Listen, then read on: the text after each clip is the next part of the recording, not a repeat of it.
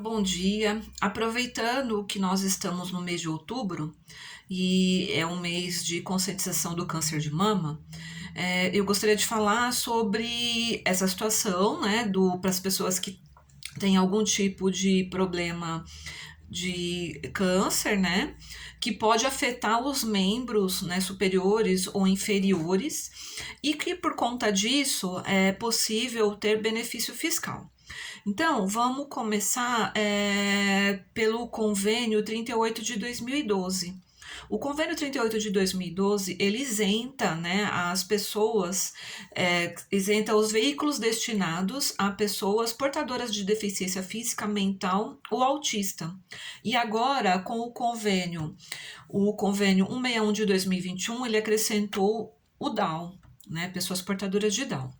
Então, o que que ele traz neste convênio? Então, ele dá isenção para essas pessoas que têm algum tipo de deficiência locomotora, né? Então, tanto na parte superior como inferior, né? Então, essas pessoas ela não tem condição de locomover.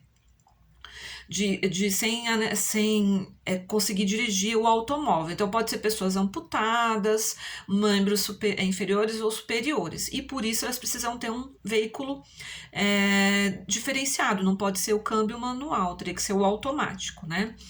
E aí começam os requisitos. O primeiro requisito é que, primeiro, precisa ter o quê? A isenção do IPI. O IPI também ele é isento. Então, quando você adquire o veículo, então para o ICMS até 70 mil reais, e para o IPI, ele traz que seria até no valor de 140 mil. Então, ele acaba sendo superior, 140 mil. Então, 140 mil para o IPI e 170 para o ICMS vai ter isenção. Para tanto, a pessoa que tem essa deficiência, ela precisa se dirigir até o Detran, né, com laudo, né, ela vai ter que ter um laudo atestando essa situação. E com esse laudo, ela vai conseguir a isenção do IPI na Receita Federal. Conseguindo a isenção do IPI, ela vai até a concessionária, né, que tem que vir do fabricante. Muitos concessionários, eles já fazem todos esses trâmites. Eles conseguem orientar, mas o caminho tem que ter o laudo atestando que ela tem essa deficiência. No caso de câncer de mama, a mulher consegue desde que ela tenha tirado a parte do seio e comprometido a axila. Quando compromete, ela não consegue fazer o movimento de movimentar para dirigir o carro. Então, por isso ela consegue ter esse benefício fiscal. Então, esses dois benefícios. Então, se você for direto no fabricante ou se você for por concessionárias autorizadas, eles conseguem requerer essa isenção e já vem direto do fabricante, com a isenção do IPI e do ICMS. Aí você me pergunta, o IPVA também ele tem o benefício? Sim, tem. Nos mesmos moldes do ICMS, né? Ele segue a mesma linha, que tem que ter até o veículo até 70 mil, e vai ter que ter a desoneração por parte do ICMS, do IPI, e com base no Detran. Então, no Detran vai dar essa carta de isenção, então não paga. Então, vamos supor que o veículo ele custe, né? Eu fiz um cálculo simplificado, então vamos supor que ele custe lá um valor de 69 mil. Né? O veículo, para o IPI, ele tem a alíquota de 7%, o ICMS ele tem 12%, e lembrando que veículos novos, ele sai da fábrica com substituição tributária.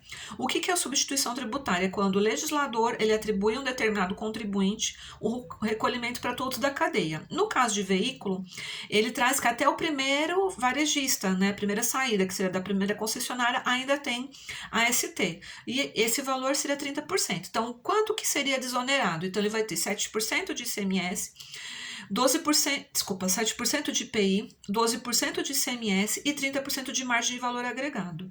Então, de 69 mil, o valor do veículo ele vai cair para R$ 53.232,12, ou seja, uma economia de R$ 15.767,88.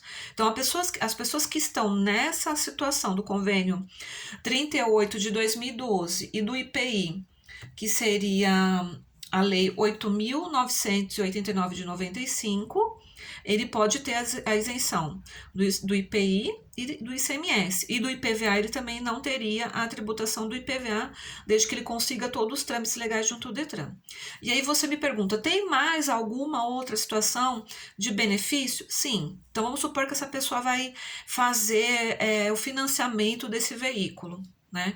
Então, lembrando que quando você tem o financiamento, operações financeiras, você paga o IOF, é o Imposto de Operações Financeiras, sobre operação financeira.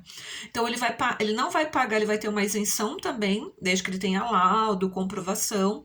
Ele não vai pagar o valor do IOF sobre essa operação.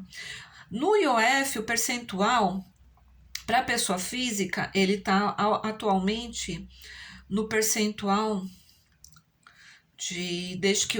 Lembrando que os requisitos para o IOF é o financiamento na aquisição de automóveis de passageiros fabricantes no território nacional de até 127 HP. Seriam veículos básicos, né? E os veículos híbridos e elétricos, quando adquiridos por. Então, ele traz aqui pessoas portadoras de deficiência física, atestada pelo Departamento de Trânsito do Estado, onde residirem em caráter permanente, cujo laudo de perícia médica especifica tipo do defeito, físico e total, incapacidade do requerente para dirigir. Então, aqui entra também aquela mulher que fez a retirada da mama, né, como mencionei logo no início, que é o câncer de mama, e que tenha ficado com sequelas, ou seja, ela não consegue dirigir com um veículo normal, que é o câmbio manual.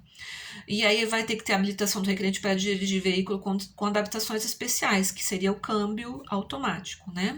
Que vai estar descrita no laudo. A Lei 8.383 de 91.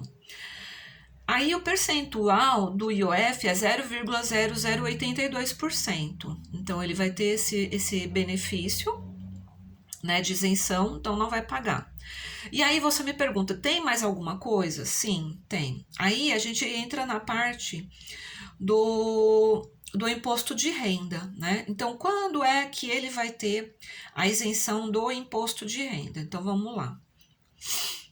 No caso do imposto de renda, o artigo 6º da Lei 7713 de 88, então ele fala sobre, tem várias situações, né, de pessoas que têm toda aquela sequela por amputação, né, então ele traz várias situações aqui, inclusive no caso de neoplasia maligna.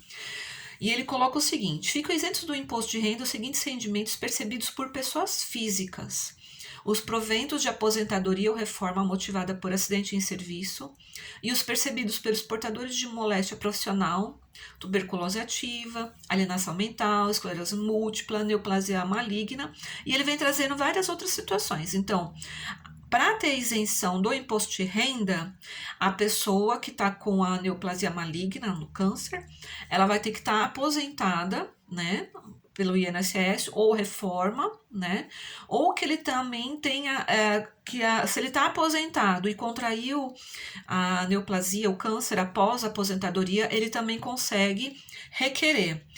Se necessita de laudo, né? Então ele vai ter que estar, as moléstias estão expressamente previstas na Lei 7713 de 88, laudo preenchido por um médico do SUS, a Previdência Complementar também ele consegue a isenção. Se ele não conseguir pelo método tradicional, aquele laudo, ele vai ter que entrar na justiça e para conseguir, e consegue ter a retroativo se não conseguir naquele momento. Tá bom? Aí você pode me perguntar, tem mais alguma outra situação? Não necessariamente, mas se, por exemplo, a pessoa está aposentada, né, independente de ela ter algum tipo de sequela, mas ela está aposentada, ela pode, junto à Prefeitura aqui de São Paulo, requerer a isenção no caso do IPTU. Também os mesmos requisitos, ela vai ter que procurar a Prefeitura para solicitar. Tá bom? Então essas seriam as dicas. Aproveitando que é o mês do Outubro Rosa, então é uma forma de que as pessoas se atentem a quem tem esse tipo de benefício. Passe para outras pessoas que possam querer ter esse conhecimento e deixe a sua curtida aqui, tá bom? Bom dia, obrigada.